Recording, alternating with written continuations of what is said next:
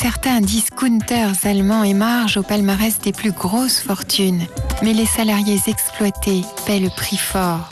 À voir. Ils sont déjà partout et ne comptent pas s'arrêter là. Les magasins hard discount, les nouveaux rois de la grande distribution. De gros volumes d'achat, une logistique bien rodée, une large gamme de produits et peu de personnel pour limiter les coûts. Ces dernières années, des milliers de succursales ont ouvert leurs portes. Les petits prix attirent irrésistiblement le consommateur. Mais est-ce la seule raison de leur succès phénoménal? Petite visite dans les coulisses d'Aldi, Lidl, Schlecker et compagnie.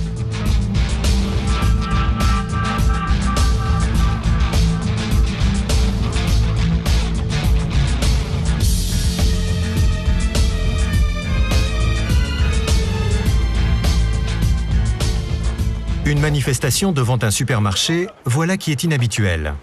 Des activistes grimpent sur le toit d'un hard discount. Ils sont membres d'Attac, une organisation qui se bat contre le néolibéralisme de l'économie. Ils militent entre autres pour une répartition démocratique des richesses dans le monde. Et le supermarché Lidl de Göttingen ne doit pas y faire exception. On dit stop au dumping. Vous voyez ces vaches sur la pancarte? C'est pour que les gens prennent conscience que Lidl achète son lait à un prix inférieur au coût de production. On proteste contre cette pratique parce que Lidl méprise tout simplement les droits sociaux. Les producteurs de lait se retrouvent sur la paille à cause d'eux. C'est inacceptable. C'est pour ça que nous disons non à Lidl. Les manifestants protestent en particulier contre les conditions de travail des employés.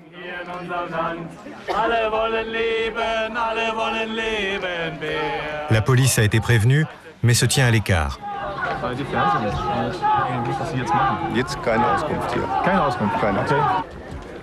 Das Unternehmen Lidl, der Discounter Lidl, setzt ganz und gar auf billig.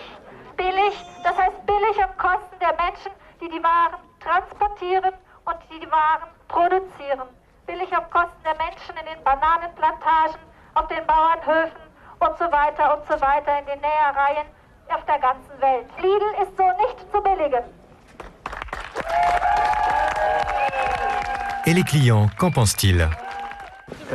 Si j'ai bonne conscience, à vrai dire, je mets ma conscience en sourdine quand il s'agit d'argent. Alertée par le trouble, la responsable de secteur est arrivée rapidement.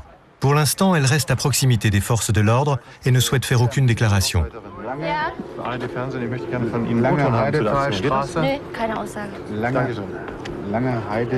45 minutes plus tard, la manifestation touche à sa fin. À leur descente du toit, les 3 militants sont applaudis par leurs camarades, tandis que les policiers relèvent les identités.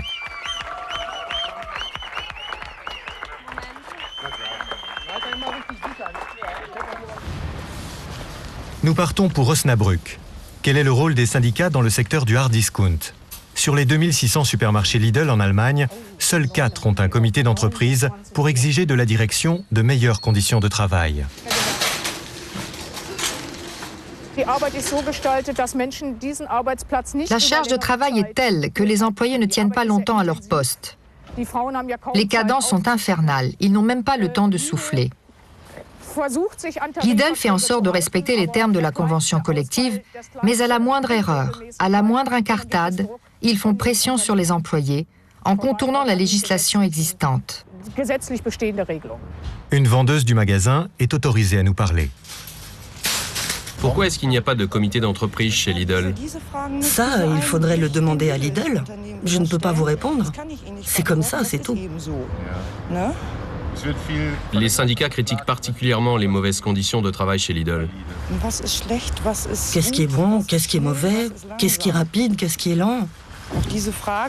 Je pense que ma collègue ne pourra rien vous dire de plus à ce sujet. On est de simples employés, on fait notre travail. Tout le système repose sur ce principe, faire son travail et se taire. Nous partons pour la ville de Calw, dans le Bade-Wurtemberg, où 12 caissières de Lidl se battent pour garder leur emploi. Ce dimanche, elles ont organisé une fête de solidarité devant l'ancienne gare reconvertie en supermarché Lidl depuis quelques années. Celui-ci va fermer ses portes sans préavis, malgré un chiffre d'affaires en hausse et un bail qui court encore sur 3 ans.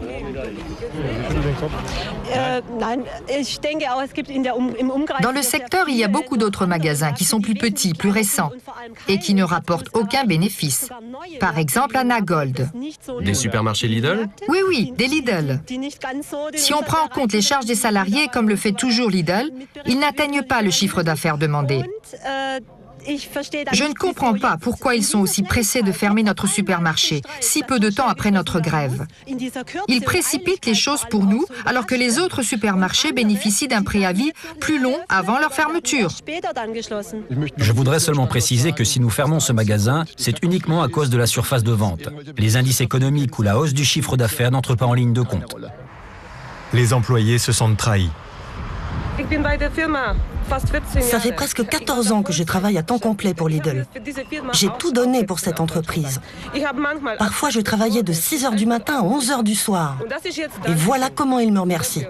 La direction, elle, a l'air de s'en laver les mains.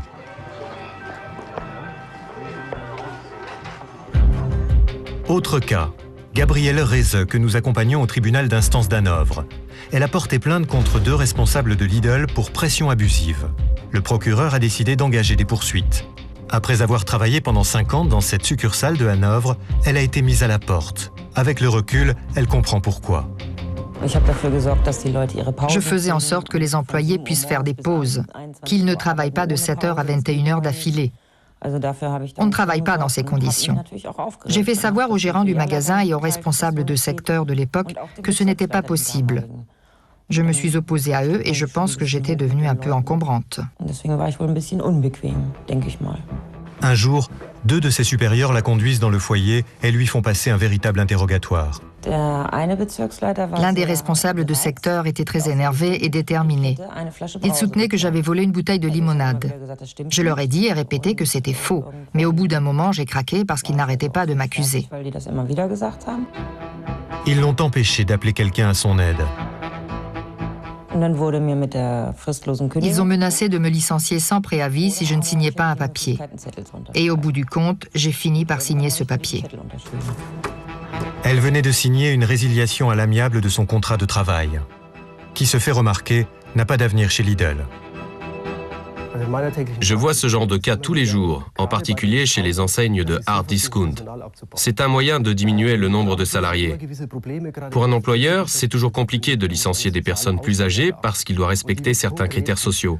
Concrètement, ils vont donc accuser la personne de vol, de détournement d'argent. C'est comme ça qu'ils s'arrangent pour se débarrasser des employés âgés qui leur reviennent trop cher. C'est exactement ce que les 2 responsables ont fait subir à la vendeuse.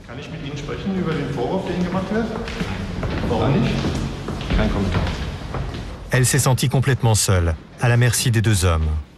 Sans aucun témoin ni aucune assistance extérieure. Les 2 accusés, eux, ne seront pas seuls face au juge. Lidl a engagé des avocats de renom pour les défendre.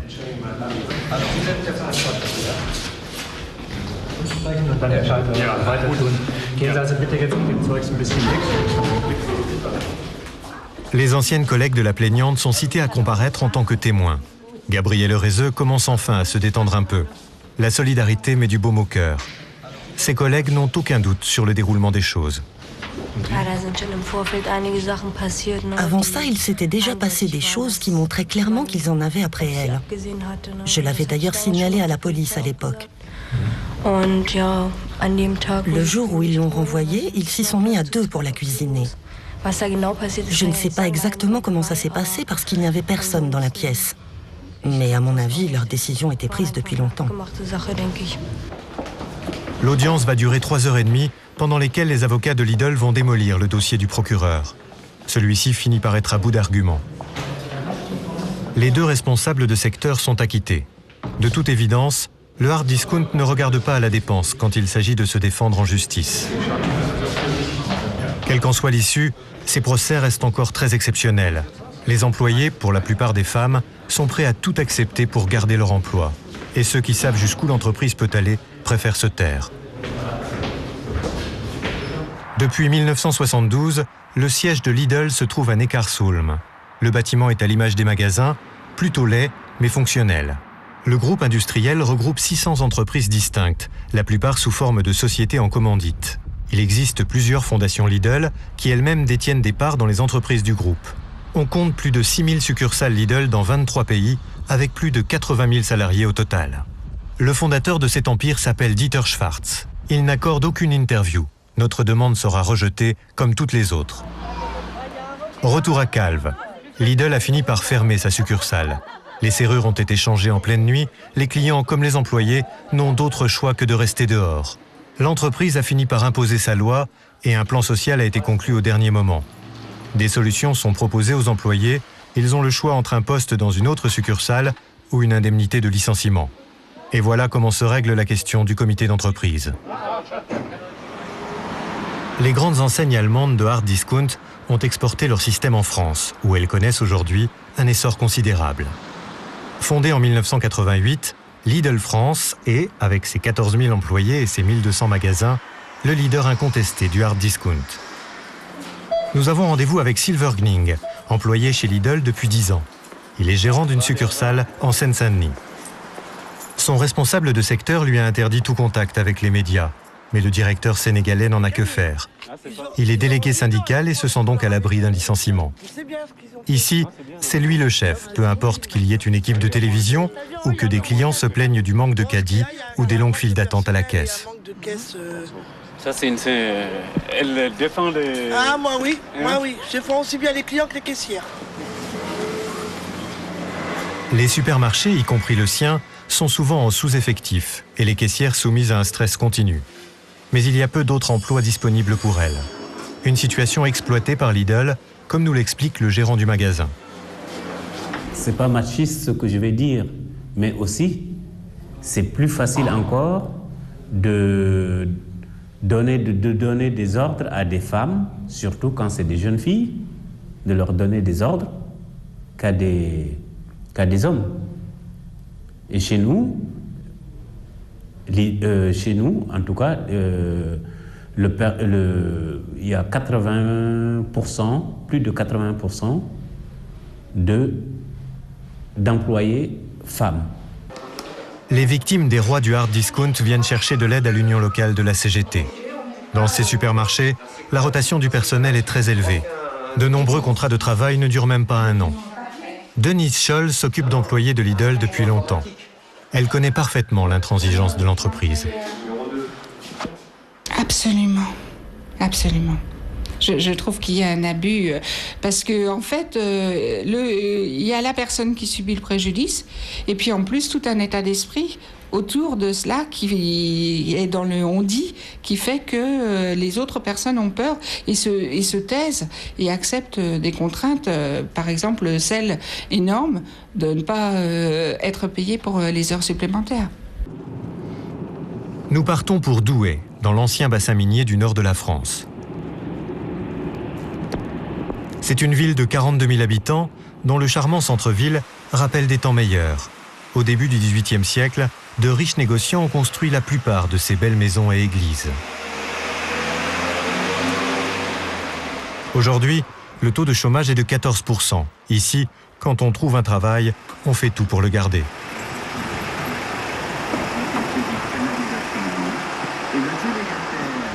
Nous voulons en savoir plus sur une autre société venue d'Allemagne, Aldi, le pionnier du hard discount. Nous avons rendez-vous avec un jeune homme qui travaillait encore récemment comme responsable de magasin. Il accepte de nous raconter son expérience à la condition de rester anonyme.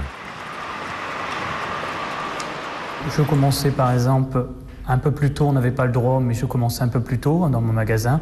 J'étais là à quelquefois 7h30 ou 8h du matin, sachant que j'avais déjà mon responsable de secteur qui venait déjà pour faire un contrôle le matin pour mon coffre, pour dire des choses qui n'allaient pas, que mon magasin était sale, il trouvait toujours quelque chose à dire. Je l'avais quelquefois même encore entre midi pour encore d'immigrer mes choses que je n'allais pas, que j'étais un nul, on m'a même dit que j'étais un feignant, j'avais rien à voir à faire ici, qu'il fallait que je parte. Nous allons rencontrer les délégués CGT. Dans la région, plus de 900 personnes travaillent pour Aldi et un tiers d'entre elles est syndiqué, ce qui est plutôt un bon résultat. Il est évident que les méthodes du hard discount ont poussé certains de ses employés à se syndiquer. Car depuis qu'Aldi s'est établi ici, il y a 8 ans, les problèmes s'enchaînent. Les responsables d'Aldi ont été étonnés par la détermination du syndicat. Et pourtant, ils continuent à mener la vie dure aux délégués, même si c'est de façon plus subtile qu'auparavant. Ils font attention à ce qu'on dit et attention à ce qu'on fait dans l'entreprise. Dans le même temps, il y a de la répression syndicale comme dans beaucoup d'entreprises. On essaye effectivement soit d'acheter les salariés, les délégués. Ça arrive assez fréquemment. Plusieurs délégués ont déjà eu des négociations importantes pour pouvoir partir de l'entreprise, avec des sommes relativement importantes. En euros, j'aurais du mal à le dire, mais je vais vous le dire en francs, parce que ça reste comme ça, c'est aux alentours de 50 millions de centimes pour partir dans l'entreprise. Ou alors il y a des répressions type avertissement ou menaces sur le travail et ainsi de suite. Nous accompagnons 2 délégués syndicaux lors de leur tournée habituelle des supermarchés. Ils sont tous les 2 membres du comité d'hygiène, de sécurité et des conditions de travail, obligatoires dans tous les établissements d'au moins 50 salariés. Marc travaille comme chauffeur poids lourd pour Aldi, Cédric est dans les services administratifs. Chaque mois, ils bénéficient d'heures de délégation, assimilées à du temps de travail et payées comme telles. Pendant ces heures, ou même à la fin de leur journée, ils vont rencontrer les salariés. Après tout, ce sont eux qui les ont élus et ils ne veulent pas les décevoir. Ils font donc régulièrement le tour des supermarchés de leur secteur. Ils s'intéressent à tout ce qui concerne le personnel. Cela va des heures supplémentaires non rémunérées au chauffage en panne depuis plusieurs jours, comme c'est le cas dans ce magasin. Mais que pense Aldi de l'engagement syndical de ses employés? Donc ils interdisent les salariés de discuter avec nous. Quand il y a un responsable de secteur, on dit bonjour et au revoir, puis c'est tout, quoi. Parce qu'ils ne peuvent pas nous parler avec nous, il y a quelqu'un qui les surveille et ça, la direction, ils sont forts là-dessus. Hein. Ouais, en fait, ce qui dérange la direction, c'est pas vraiment le syndicalisme, c'est la façon dont nous, on le fait, quoi. C'est-à-dire, si on restait à la maison pendant nos heures de délégation, plutôt que d'aller voir les salariés sur leur lieu de travail, ça conviendrait beaucoup plus, quoi, je pense. Tracasserie, pression, exploitation... Pas étonnant que l'image des discounters allemands soit aussi mauvaise. À plusieurs reprises, nous avons demandé des entretiens à Aldi et Lidl pour évoquer ces critiques en matière de pratiques salariales. En vain. Nous décidons donc d'aller directement sur place. Voici le siège français d'Aldi. Les nombreuses voitures haut de gamme garées devant la porte laissent penser que des cadres supérieurs sont présents. Mais personne n'accepte de parler devant la caméra. Seul un employé vient nous expliquer rapidement que chez Aldi, on n'accorde aucune interview sur le sujet. Puis, nous sommes priés de partir. Retour en Allemagne. Le travail à la dure semble être la norme dans tous les pays où Aldi est implanté. Ici, à Munich, des employés ont voulu créer un comité d'entreprise. Selon la législation allemande du travail, c'est un droit garanti aux employés. Ils nous expliquent qu'ils voulaient faire valoir leurs droits. La réaction du discounter ne s'est pas fait attendre. La direction a affrété des taxis pour que les vendeuses puissent se rendre à une réunion d'entreprise. Au préalable, chacune d'entre elles a eu un entretien avec son supérieur. La méthode a porté ses fruits. Seules 3 personnes sur plus de 50 ont voté en faveur du comité d'entreprise. Le directeur régional d'Aldi n'a pas souhaité faire de commentaires.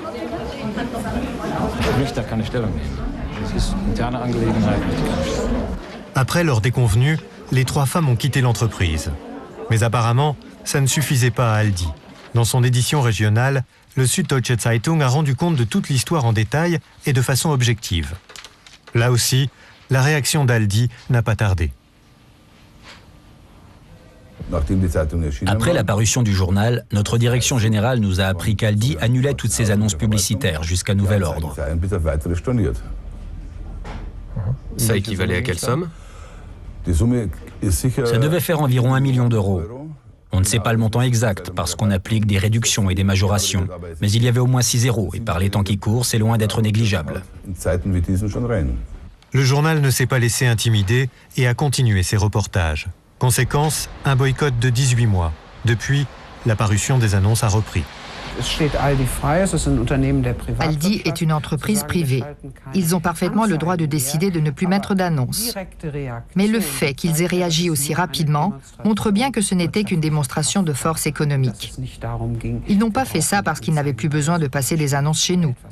Ils ont agi ainsi en représailles à un reportage négatif ou critique sur leur compte. Nous retournons au supermarché de Munich, mais nous y sommes désormais persona non grata. Ich würde Sie bitten, das Gelände zu verlassen. Ja, gut. Machen wir. Und zwar ganz schnell, bitte. Ja, machen wir. Ja, ganz schnell.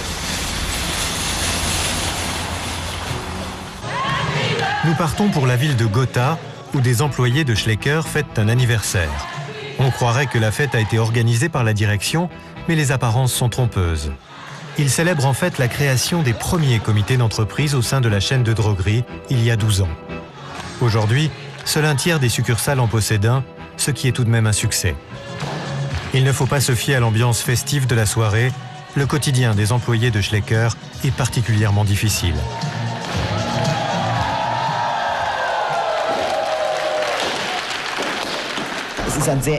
Schlecker fonctionne selon un système très strict de règlement et de contrôle, dont les femmes sont prisonnières, car ce sont majoritairement des femmes qui travaillent dans leur magasin. On ne leur demande pas de penser par elles-mêmes, mais de faire ce qu'on leur dit. Les contrôles sont très sévères. Le moindre écart, aussi petit soit-il, est prétexte à un rappel à l'ordre ou à une sanction disciplinaire. L'entreprise a été fondée par le père d'Anton Schlecker, un maître boucher d'Ehingen. Son fils, boucher lui aussi, a su tirer profit de la suppression des contrats liant les distributeurs aux fabricants d'articles de droguerie. Aujourd'hui, il emploie 40 000 personnes. Mais dans les magasins sans délégué syndical, les pressions exercées pour diminuer les coûts et faire des économies sont très fortes.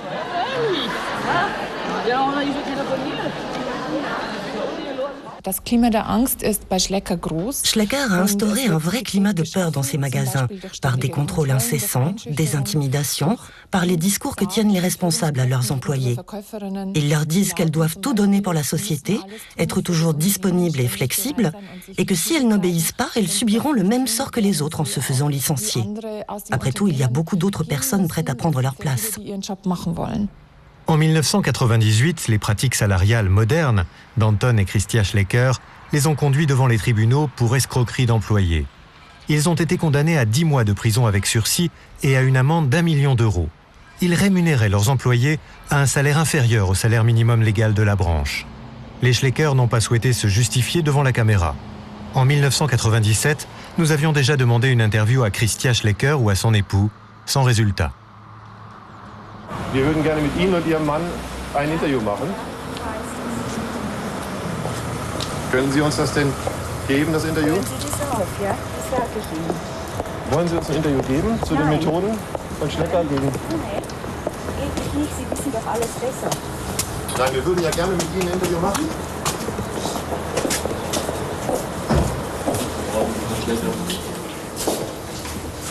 Meine Herren, darf Sie bitten, das ruhig nicht zurücktreten.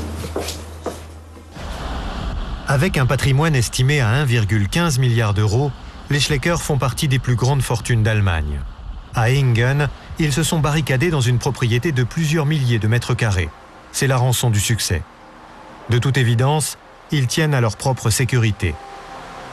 Celle de leurs employés, en revanche, semble être le cadet de leurs soucis. Statistiquement, une agression se produit chaque jour dans un magasin Schlecker. Nous rencontrons une victime qui a souhaité rester anonyme. C'était le soir, il faisait déjà sombre. J'étais dos à la porte en train de ranger les rayons. Quand je me suis retournée, il y avait 2 personnes devant moi, une arme à la main. Ils ont hurlé qu'ils voulaient l'argent de la caisse. Dans cette situation, vous êtes incapable de réagir ou de réfléchir, vous faites ce qu'ils demandent. Vous attendez que ça se termine, en priant pour qu'ils vous laissent tranquille et ne vous fassent pas de mal. À l'heure actuelle, les demandes d'aide psychologique pour les victimes restent sans réponse. Si elles ne s'en remettent pas, elles n'ont qu'à changer de travail. C'est toujours un problème de moins pour Schlecker. Il ne fait aucun doute qu'à cause de leur système de fonctionnement, les magasins Schlecker sont une cible favorite pour les braquages et les vols. On a fait des enquêtes, à Hambourg par exemple, qui le confirment. Il me semble que c'est la même chose à Berlin. Dans la capitale, il y a eu et il y a encore des braquages en série de magasins avec un seul employé, qui n'a donc aucun moyen de se défendre.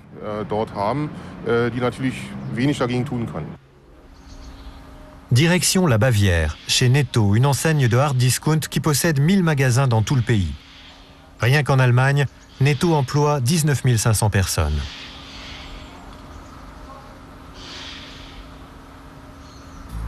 Ici, une caissière aurait couvert le vol d'une de ses collègues. N'en ayant même pas parlé à son mari, elle souhaite rester anonyme pour nous raconter les pressions qu'elle a subies. Il répétait « Dites-nous la vérité ». Ils n'ont pas arrêté de me harceler, je n'ai pas eu le droit de téléphoner. Avec le responsable de secteur, ils m'ont emmené chez le notaire. En fait, les formulaires étaient déjà remplis. Sous la pression de son chef et du notaire, elle reconnaît officiellement une dette de 5 000 € avant de reprendre ses esprits. Une dette qu'elle va éponger avec difficulté pendant plusieurs années. Comment en est-on arrivé à une telle somme ?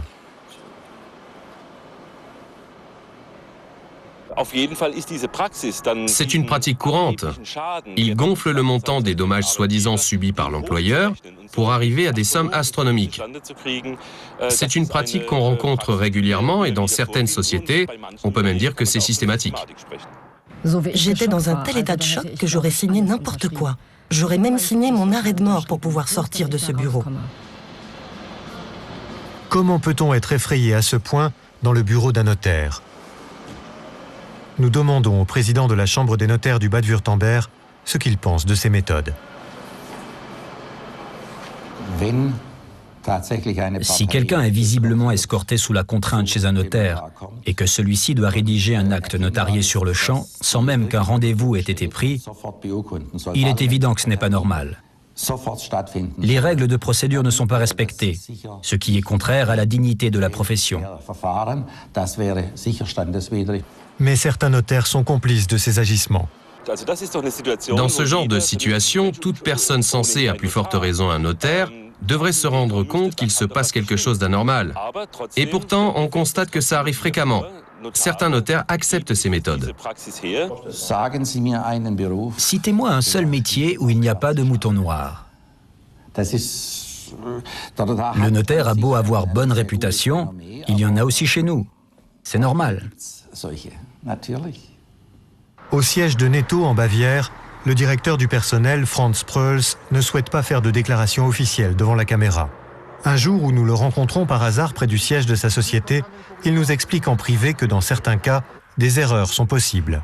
Mais d'une manière générale, lui et ses employés n'ont rien à se reprocher. Voilà comment il justifie toutes les pratiques douteuses qui relèvent de sa responsabilité. Pour beaucoup de familles avec un faible revenu, l'existence des magasins hard discount est certainement une chance. Quand les fins de mois sont dures, la solidarité sociale passe au second plan. Mais si on s'intéressait un peu plus à la situation des caissières, au lieu de faire la chasse aux bonnes affaires, ce serait déjà un premier pas vers une amélioration de leurs conditions de travail.